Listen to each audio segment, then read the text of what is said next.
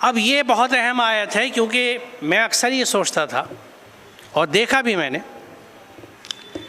कि हमें आखिरत का खौफ क्यों नहीं है। हमें क्या गारंटी मिली हुई कि हमारी बख्शिश हो जाएगी, और वो गारंटी कई तरह की है। ये आयत इस चीज़ को समझा रही है। और आप इसके साथ, रसूल से कहा जा रहा है कि आप इसके साथ वंजिर भी ही, वार्निंग दे दो, इसके साथ उनको ख़बरदार कर दें कि इनको जो ये खौफ रखते हैं कि उन्हें अपने रब की तरफ जमा किया जाएगा, जो खौफ रखते हैं इस बात का कि उन्हें अपने रब के पास जमा किया जाएगा। और क्या कहा जा रहा है, उसके सिवा ना कोई उनकी हिमायत करने वाला है, ना कोई शिफात करने वाला, ताकि वो तक़वा इख्तियार करें। हमें एक रिलीफ वहाँ से मिलता है जहाँ हमें ये बात समझाई जाती है कि रसूलुल्लाह बख्शिश करा देंगे। कहीं कहा जाता है दरूद शरीफ बख्शिश करा देगा, कहीं कहा जाता है हज़रत अली बख्शिश करा देंगे। ये सारे सीनरियो और भी बहुत सारे, मैं उस तफसील में नहीं जा रहा, और मुझे उनसे कोई एतराज़ भी नहीं है, अपना अपना नज़रिया है। जो ऐसा सोचे मैं उसकी भी पूरी इज़्ज़त करूँगा, क्योंकि कुरान मुझे सिखाता है, उसके साथ पूरी हमदर्दी रखूँगा, मोहब्बत रखूँगा। इंसानी रिश्ता है, दीन का रिश्ता है। लेकिन कुरान क्या कह रहा है, मेरी सिर्फ आपसे हम्बल सबमिशन ये है कि देखिए कुरान क्या कह रहा है। आप इसके साथ उनको ख़बरदार कर दें, कुरान के साथ, कि इन लोगों को जो ये खौफ रखते हैं कि उन्हें रब की तरफ जमा किया जाएगा, कि उसके सिवा ना उनका कोई हिमायत करने वाला। और अल्लाह की हिमायत कैसे मिलेगी, जो अल्लाह ने हुक्म दे दिया कि ईमान लाने के बाद तक़वे के रास्ते पे चलो, उसके कहने पे चलोगे तो उसकी हिमायत तुम्हारे साथ है। ना कोई शिफात करने वाला होगा, यानी कोई वहाँ बचाने वाला भी नहीं होगा, कोई शिफात करने वाला नहीं होगा, अल्लाह ही मददगार होगा। और उसने फार्मूला हमें बता दिया कि वल्लज़ीना आमनू व कानू यत्तक़ून, जो लोग ईमान लाए और तक़वा करते रहे, उन्हीं के लिए पूरी कामयाबी है। ये मैंने कुछ स्लाइडें आगे पीछे इसीलिए दिखाई। हर शख्स का दर्जा उसके अमल के लिहाज से, और तुम्हारा रब लोगों के अमल से बेखबर नहीं है। की फैक्टर इज़ अवर डीड्स। आमाल, हम नामा आमाल कहते हैं ना, तो फिर अज़कार का क्या ज़िक्र है, अस्कार का क्या दरीरा है।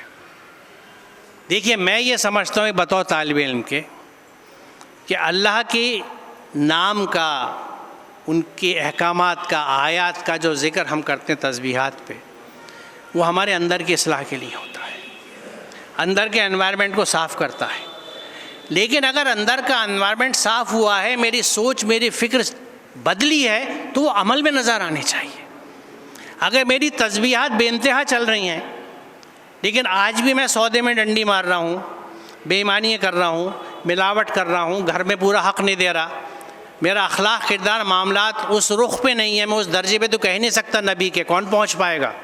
मैं रुख की बात कर रहा हूँ कि उस रुख पे नहीं है जिस पे प्यारे नबी के थे, तो फिर मेरे अस्कार में कोई झोल है, ज़रा सोच लेना चाहिए। और उसकी वजह क्या है, जो चीज़ अंदर ना उतरे वो बेअसर होती है। मैंने अगर अल्हम्दुलिल्लाह कहा और मेरे जहन में तसव्वुर उन नेमतों का है ही नहीं जिनके लिए मैं उसकी हम्द कर रहा हूँ और किस तरह से उनका मैं फ़ायदा उठा रहा हूँ, तो उस हम्द में वो वज़न नहीं आएगा। अंदर उतरने वाली चीज़ होनी चाहिए। देखिए, 3 पत्थर आप ले लीजिए। एक वो हार्ड स्टोन्स होते हैं जो रेल की पटरियों के पास पड़ते हैं, हम लोग पुरानी दिल्ली में कत्ताल के पत्थर कहते थे उनको। एक ईंट का टुकड़ा ले लीजिए और एक मिट्टी का ढेला ले लीजिए, तीनों में पानी डालिए। हार्ड स्टोन बिल्कुल नहीं एब्जॉर्ब करेगा, ईंट थोड़ी सी ज़्यादा करेगी, मिट्टी का ढेला फ़ौरन करेगा, क्योंकि वो पोरस हैं, चीज़ अंदर उतरती है उनके। हमारे भी जब दिल सख्त हो जाते हैं तो चीज़ें अंदर नहीं उतरती, ऊपर से गुज़रती हैं, असर नहीं डालती। और दिल नरम किस चीज़ से होते हैं? खशियत अल्लाह, अल्लाह के खौफ से, उसकी रहमत से। शुरुआत खौफ से होती है और तकमील रहमत के साथ होती है। तो वो चीज़ आदमी को पोरस बनाती है, एक्सेबल। तो यहाँ ये नोट फरमाइएगा कि अमल बहुत अहम चीज़ है।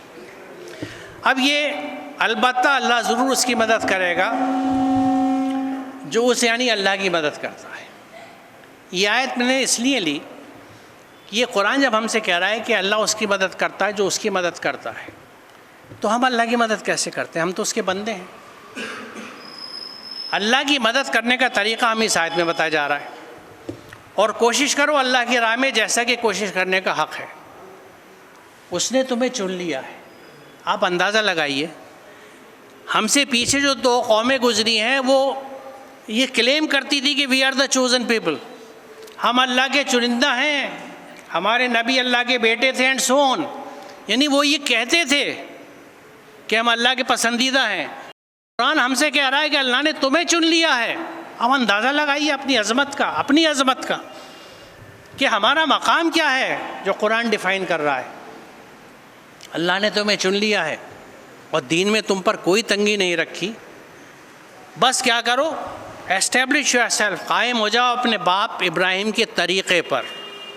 मिल्लत कहते हैं रास्ते तरीक़े को, क्योंकि हमारे मिल्लत का तसव्वुर कौम के साथ गड़बड़ हो जाता है, इसलिए मैं वजाहत कर रहा हूँ कि मिल्लत के रास्ते तरीक़े का रास्ता या तरीक़ा। हज़रत इब्राहिम के तरीक़े पर कायम हो जाओ। उसने तुम्हारा नाम मुस्लिम रखा, इससे कबल भी और इस कुरान में भी। हमारा नाम मुस्लिम क्यों रखा? क्योंकि नाम के साथ सिफ़ात चलती हैं। अगर नाम के साथ उसके सिफ़ात ना हो, एट्रीब्यूट्स ना हो, तो समझ में नहीं आता वो नाम क्या है। मुस्लिम नाम इसलिए रखा कि मुस्लिम एट्रीब्यूट क्या है मुस्लिम के, कि one who has totally submitted, ऐसा शख्स, ऐसी हस्ती जो अल्लाह की मुकम्मल इताअत में हो। तो अल्लाह ने ये नाम हमें मुस्लिम रखा। इससे पहले भी, इससे पहले भी जो भी अल्लाह की हिदायत उतरी उन पे 100% चलने वाले लोग मुस्लिम कहलाते थे। हमारा नाम भी मुस्लिम रखा, और रसूल तुम पे गवाह हो, तुम लोगों पे गवाह। ये हिला देती आयत।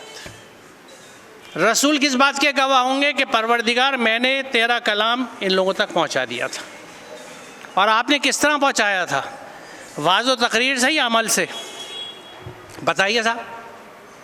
अमल था ना, किरदार था। यानी ये तरीक़ा है दीन को पहुंचाने का, कि प्रैक्टिसिंग, आपका अखलाक, आपका किरदार, आपके मामला चीख के कहें कि अच्छा तुम्हें मसाले लेने, वो दुकानदार मुसलमान जो है उसके सौदे बहुत अच्छे मिलेंगे। आज हाल क्या है, मैं पुरानी दिल्ली का रहने वाला हूँ।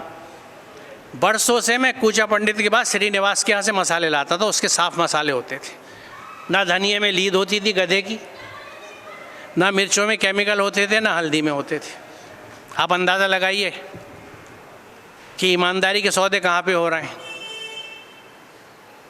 उसने कितनी तरक्की करी कि आज एक ब्रांड के नाम से, क्योंकि यहाँ मुनासिब नहीं, ये मेरी वीडियो बनेगी यूट्यूब पे जाएगी दुनिया भर में, तो मैं ब्रांड प्रमोशन का इल्ज़ाम मुझ पर ना लग जाए, मैं वो नाम नहीं बताऊँगा, लेकिन उसका बिज़नेस आज बेइंतहा एस्टेब्लिश्ड है। और मेरी पुरानी दिल्ली के वो परचूनिए जो मसाले उस वक्त भी बेचते थे, आज भी उसी दुकान से बेच रहे हैं। एक आधे जो थोड़ा सा उठे हैं, लेकिन उसके लेवल पे नहीं उठे, क्योंकि उसने अल्लाह के तरीक़े को अपना लिया था। अल्लाह ताला के कानून कायनात में ये चलते हैं कि जो जो करेगा उसको वही बदला मिलेगा। आप पानी अपने चाय में शक्कर घोलेंगे तो मीठी मिलेगी, चाहे मुसलमान घोले या गैर मुस्लिम घोले। नमक घोलेंगे कड़वी मिलेगा, कड़वाहट आ जाएगी, कोई भी घोले। दुनिया के मामलात में ये कैफियत है, लेकिन अपने ज़ात के और ज़िंदगी के मामलात में अल्लाह के अहकामात से चलने वालों के नतीजे और हैं और अहकामात से हटने वालों के नतीजे और हैं। ये अब तक के डिस्कशन में भी आपको साबित हो गया होगा। तो रसूल तो ये गवाही दे देंगे कि हमने या अल्लाह तेरा कलाम इस कौम तक पहुंचा दिया। क्या हम ये गवाही दे पाएंगे कि या अल्लाह हमने इस तेरी कलाम को अपने ज़माने में आगे बढ़ाया, लोगों तक पहुंचाया? हम किस बात की गवाही देंगे कि अल्लाह हम कहीं पे भी गए, हमने अपनी बिरयानी, टिक्की और नहारी के देगों को महफूज रखा, उस पर आँच आज तक नहीं आई है। हमारी तहजीब पे आ गई, हमारी ज़बान पे आ गई, तालीमी निज़ाम पे आ गई, उसको तो रेड़ हमने पीट दी 2 हिस्सों में बांट के, दीनी और दुनियावी करके। लेकिन हमें जो चीज़ बचानी थी बचा के रखी, अल्हम्दुलिल्लाह हमने इसको बचाया था। ज़िम्मेदारी क्या थी? एजाज़ देखिए अल्लाह क्या कह रहा है, हमने तुम्हें चुन लिया है। रब कह रहा है हमने तुम्हें चुन लिया है, किस लिए? बस इब्राहिम के तरीक़े पे आ जाओ। क्या था तरीक़ा? वो कि आपने रब को खोजा, चाँद को देखा, नहीं है मेरा रब नहीं है, सूरज नहीं मेरा रब नहीं है, हक़ की तलाश करी, और जब वो पा लिया तो बाप का भी इख्तिलाफ पसंद कर लिया कि मैं अपने रब को नहीं छोड़ सकता। बतौर एक बेटे के पूरे हुकूक अदा किए अपने बाप के साथ, मामलात के, ज़िम्मेदारियों के, लेकिन बंदगी नहीं। मैं आपके बंदगी लोगों की, रबों की नहीं कर सकता, मेरा रब तो एक है, मैं उसकी इत्तिबा करूँगा। ये नमूना है, ये मिसाल है। और क्या मिसाल, अल्लाह से सवाल कर लिया, बता दे मुर्दों को कैसे ज़िंदा करेगा। अल्लाह ने कहा क्या तू ईमान नहीं रखता? कहा ईमान तो रखता हूँ, दिल का इत्मीनान चाहिए। ये देखिए आप, ये है बंदा अल्लाह का। और फिर अल्लाह ने मिसाल की मदद से समझाया कि इसे कैसे समझाया जाता है, क्योंकि पूरा कुरान मिसालों से समझाने में, लॉजिक से, रीजनिंग से भरा हुआ है। कुरान में अल्लाह ने हर हुक्म को अपने समझा के बताया है ताकि आप अक़ल से समझिए। इसीलिए गौर व फिक्र की बात कही गई है कि इसे सोचो। अगर तुम अक़ल पे तुम्हारे पर्दे नहीं पड़े हुए, चश्मे नहीं लगे हुए, तो तुम्हें इमीडिएटली क्लिक कर लेगा कि नहीं ये बात सही है, मुझे ऐसे ही करना चाहिए। वहसिनु, एहसान का तरीक़ा इख्तियार करो, अल्लाह मोहसिनों को पसंद करता है। अब मैंने अल्लाह के कुछ वो अहकामात लेने शुरू हैं। ये पस मंज़र था अब तक कि अल्लाह के अहकामात की अहमियत क्या है। पूरी कायनात में उसके कानून चलते हैं, हमें लिए जो उसने कानून दिया है, अगर उस पर हम नहीं चलेंगे तो क्या नतीजा होगा, उसका हुक्म क्या है। ईमान के साथ तक़वे का हुक्म है, ईमान के साथ अमल सालेह का हुक्म है। अब हम देखते हैं, थोड़ा सा जिक्र करेंगे उन अहकामात का जिनकी हमारे यहाँ बहुत ज़्यादा जगह नहीं है। इसमें पहला जो सबसे अहम है वो वहसिनु में लिया है, इसीलिए। अब एहसान, हम जानते हैं एहसान, लेकिन एक महदूद मतलब है जो हम समझते हैं। मैं थोड़ी सी वजाहत करूँगा इसकी। एहसान की तफसील थोड़ी सी देख लें। इसका मादा है हा सीन नीन नून। अल हुस्न, आज़ा का सही सही तनासुब तवाज़ुन। उर्दू वाले जानते हैं, हम कहते हैं मुतनासिबुल आज़ा, यानी इसके जिस्म के हर आज़ा बड़े मुतनासिब थे, बहुत हसीन खूबसूरत। जो चीज़ आँखों को अच्छी लगे उसे हसीन कहते हैं। लिहाजा हुस्न के बुनियादी माने हैं तनासुब व तवाज़ुन का कायम रहना। ये मुहीत से इक़्तिबास है। ये सून की ज़िद है जो नाहमवारी, बिगाड़, अबतरी, नागवारी के लिए इस्तेमाल होता है। कुरान में इसके मुक़ाबिल फ़साद का लफ्ज़ आया है, यानी हसीन, हसन, हुसन, एहसन। इसके मुकाबले में जो अल्फाज आए हैं उसमें सून है और सबसे ज़्यादा जो इस्तेमाल हुआ वो फ़साद है। एहसान कर जैसे अल्लाह ने तेरे साथ एहसान किया और ज़मीन में फ़साद ना फैला। ये सूरह क़सस की आयत नंबर 77 है कि अल्लाह ताला ये कह रहा है कि तू एहसान कर जिस तरह अल्लाह ने तेरे साथ एहसान किया, और फ़साद मत फैला दुनिया में। इंग्लिश का है उन लोगों के लिए जो उर्दू नहीं समझते। अल एहसानों के मानी है किसी के बिगड़े हुए तवाज़ुन को ठीक करना ना, क्योंकि देखिए हसीन चीज़ उसे कहते हैं जो प्रोपोर्शनेट हो। हम जब आर्ट और ड्राइंग बनाते हैं तो सिमेट्री देखते हैं, बैलेंस देखते हैं, तवाज़ुन देखते हैं। इसीलिए अल्लाह ताला ने हमारा जिस्म जो है बेहतरीन तनासुब पे बनाया है। आज मैथमेटिक्स वाले कहते हैं कि गोल्डन रेशो इसमें नज़र आती। तो ये गोल्डन रेशो जो की है किसी चीज़ की खूबसूरती की, ये अल्लाह ताला ने हमें पैदा करके उस पर भेजा है। वही फूलों को खूबसूरती देती है। एस्टाइवेशन जो है किस अंदाज से पंखड़ियाँ फूलों पे लगी हुई हैं जो हमें खूबसूरत लगती हैं, उनमें वही मैथमेटिकल मॉडल काम कर रहा है जिसको आज हमने डिस्कवर किया है। अल्लाह ताला उसी अंदाज पे कायनात को लेके आया है। राग़िब ने कहा है कि एहसान दो सतह पे होता है। अव्वल ख़ुद अपनी ज़ात, यानी अपने कौल व फ़ेल में तवाज़ुन पैदा करना, हुस्न पैदा करना, यानी मेरे काम करने के अंदाज़ में, मेरी बोल चाल में बैलेंस होना चाहिए, यानी किसी एक तरफ झुकावा ना हो। घर में मेरे बैलेंस दिखना चाहिए कि मैं तवाज़ुन का बेहतरीन और अदल का रिश्ता रखता हूँ अपनी औलाद के साथ, चाहे वो लड़का है या लड़की, चाहे वो कुछ भी करता है, और अपनी इसी तरह से और ख़ानदान के लोगों के साथ। किसी दूसरे के साथ जब हम उसकी किसी भी किस्म की कमी को पूरा करके उसका तवाज़ुन कायम कर देते हैं। देखिए बैलेंस जो है ये बहुत तरह के हैं। जो लोग कोविड के ज़माने में बेरोज़गार हो गए थे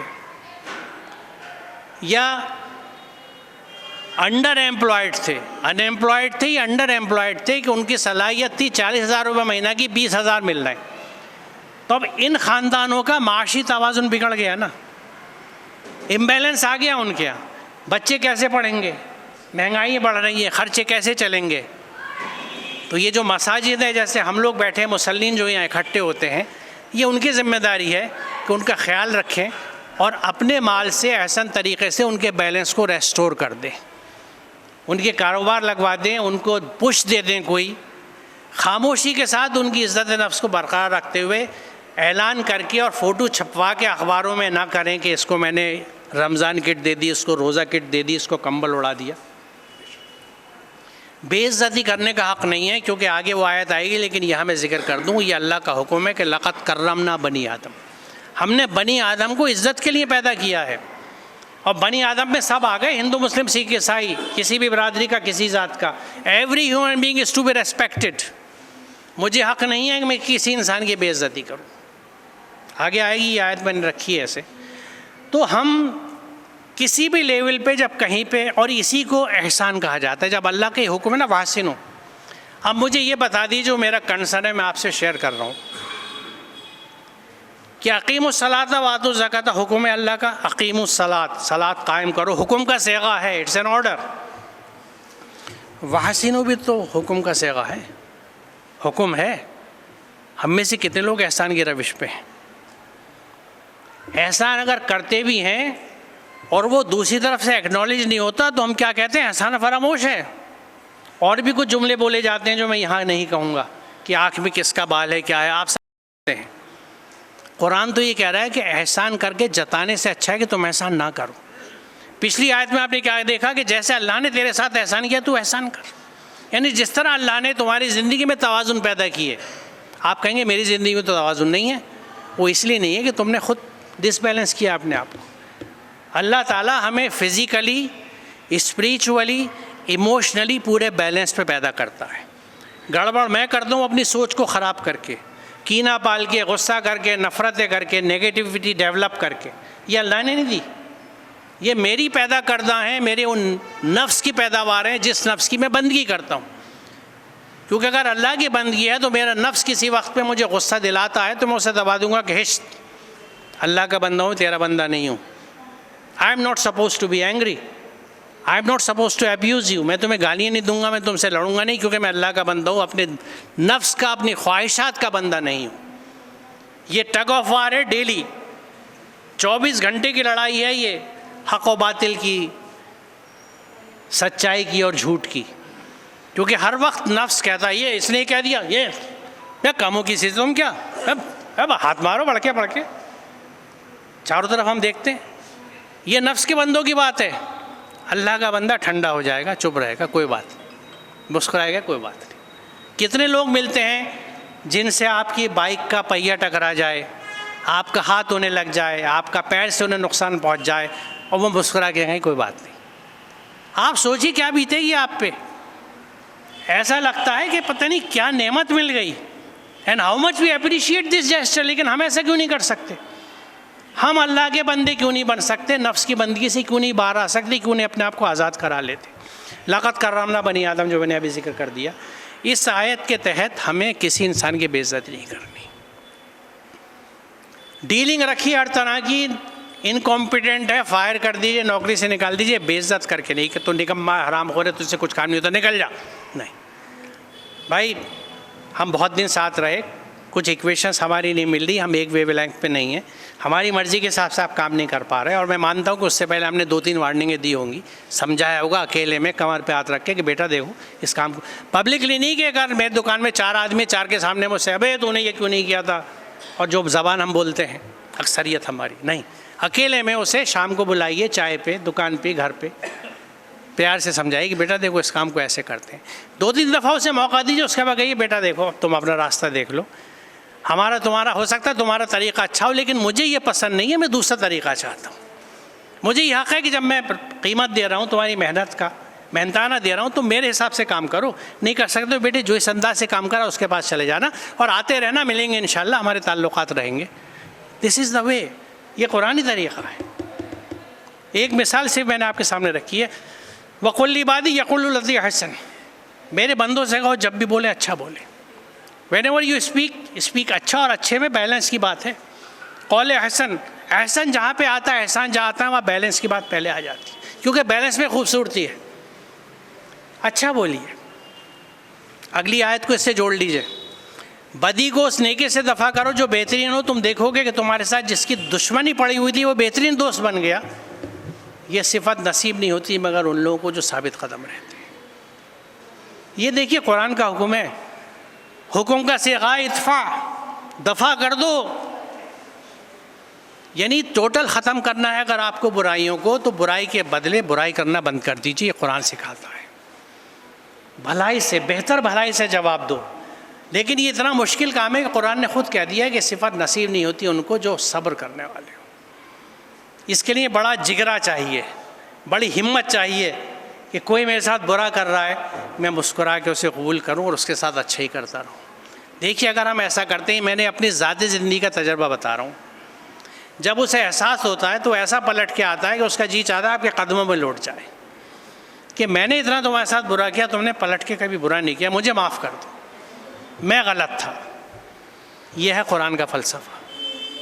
ना ज़बान से बुरा कहना है, ना बुराई का जवाब बुराई से देना है। ये कुरानी फार्मूले हैं, ये तक़वे का हिस्सा हैं।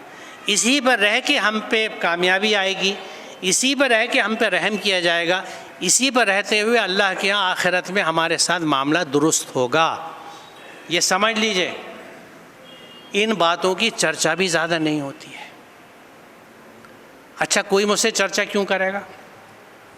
मान लीजिए मैं जो भी काम धंधा करता हूँ, क्या मुझे घर पे आया था कोई उसे सिखाने के लिए? क्या किसी ने मुझसे कहा था कि ये काम कर लो, इसका ये ब्लूप्रिंट है पूरा? मैंने खुद ढूंढा ना। जब तलाश थी तो मैंने अपने रब को क्यों नहीं ढूंढा जैसा हज़रत इब्राहिम ने ढूंढा था? मुझे तो हुक्म था ना इब्राहिम के रास्ते पे चलने में। मैं जब सब जगह ढूंढता तो मैं भी कहता कि यार ये जहाँ जा रहा हूँ अजीब बात बताई जा रही है, हर आदमी मुझे अलग बात बता रहा है। अच्छा, इस कुरान को तो देखूँ, ये हिदायत की किताब है कि इसमें क्या लिखा हुआ है? अगर हम एक चांस कुरान को दे देते, आज भी दे दें, तो आप यकीन जाने हर चीज़ ऐसे साफ़ हो जाएगी। मैं पूरी जिम्मेदारी से कह रहा हूँ क्योंकि मुझ पर बीती है ये। मेरी ज़िंदगी कुरान को समझने से पहले कुछ और थी, कुरान को समझने के बाद कुछ और है। मेरे अपने ज़ाती तजर्बे हैं, मेरा बस नहीं चलता। आप में से अगर हर कोई ये कहे कि मैं इस कुर्सी पे बैठा हुआ हूँ तो मेरे पानी से पैर धोते रहो, मैं कुरान समझ के पढ़ने लगूँगा, मैं उसके लिए तैयार हूँ। आप कहें मैं तुम्हारे सर पे 10 जूते मारूँगा, लगवा लो, मैं कुरान समझ के पढ़ूँगा, मैं तैयार हूँ। क्यों? मुझे मालूम है इसमें क्या है, क्या सुकून है, क्या कामयाबी है इसके अंदर। सबसे बड़ी बात सुकून की है, क्योंकि जब आप कायनात के साथ सिंक में आ गए ना, नेचर के, तो नेचर के साथ सिंक में है तो फिर आपकी अच्छी गुजर रही है। ये वो स्टेज है जिसमें अल्लाह ताला ही कहता है कुरान में कि ईमान वालों को ना कोई खौफ होता ना कोई गम होता। कल का खौफ नहीं है, जो चला गया उसका गम नहीं है, उसकी चीज़ थी उसने ले ली, जो उसने दिया उसका शुक्र है, उसका करम है। और ये चीज़ इतनी अहम है कि बहुत छोटी सी आयत है लेकिन पूरा फ़लसफ़ा है कि वश्कुरूनी वला तकफुरू, मेरा शुक्र अदा करो और कुफ्र मत करना। यानी जब हम शुक्र नहीं करते तो हम कुफ्र में होते हैं, अल्लाह की रहमतों को, नेमतों को भूल चुके होते हैं, ढाक चुके होते हैं, पीछे डाल चुके होते हैं। गिले शिकवे, शिकायतें, ये नहीं हुआ, ये नहीं मिला, ये नहीं किया, नाशुक्री। हमारी मेजॉरिटी को आधा गिलास खाली दिखता है। वो बचपन से किस्से सुने हमने कि आधा गिलास मेज़ पे रखा, पानी का भरा हुआ या दूध का कहते हैं। पूरी दुनिया में 2 तरह के लोग हैं जिनसे आप पूछें, एक कहेगा आधा गिलास दूध है, आधा गिलास भरा हुआ है, दूसरा कहेगा आधा गिलास खाली है। आज हमारी अक्सरियत आधा गिलास खाली वालों की है। जो अल्लाह ने दिया उसका शुक्र नहीं है। और शुक्र भी आपसे अर्ज़ कर दूँ, कुरान के तालिब इल्म के तौर पे जो मैंने समझा है, हर चीज़ यहाँ वक्त नहीं है दिखाऊँ आयतों में आपको, कि शुक्र ज़बानी कुछ नहीं है, शुक्र अमली है।